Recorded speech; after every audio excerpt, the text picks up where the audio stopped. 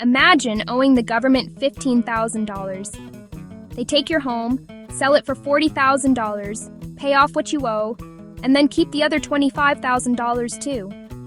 Can the government do that? That was the question in Tyler versus Hennepin County, a 2023 United States Supreme Court case.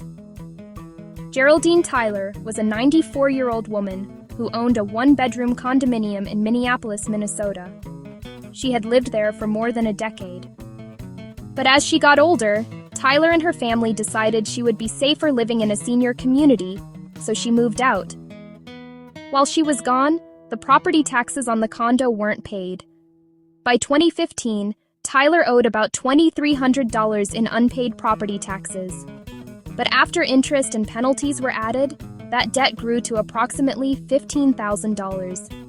Under Minnesota's tax forfeiture system, Hennepin County eventually seized Tyler's condominium. The county then sold the condo for $40,000. Now, the county was owed $15,000. So you might expect them to take their $15,000 and return the remaining $25,000 to Tyler. But that's not what happened. The county kept all $40,000. Welcome to Once Upon a Case, because the law isn't just for lawyers, it's for everyone.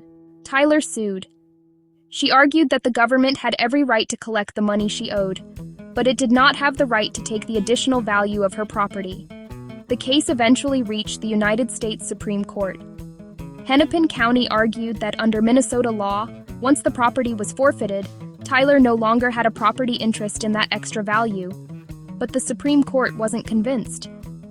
In 2023, the Supreme Court ruled unanimously in Tyler's favor. The court said the government has the power to collect taxes.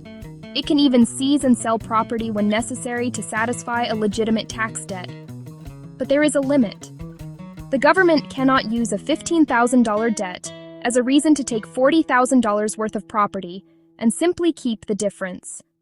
The court concluded that Tyler had stated a valid claim under the Takings Clause of the Fifth Amendment, which protects private property from being taken for public use without just compensation. And here's the lesson from this case. Owing the government money doesn't mean the government gets to take everything you have.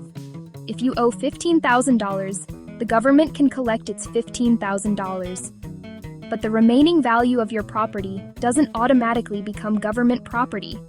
Geraldine Tyler owed the county money, but that extra $25,000 still mattered. And the Supreme Court said, give it back.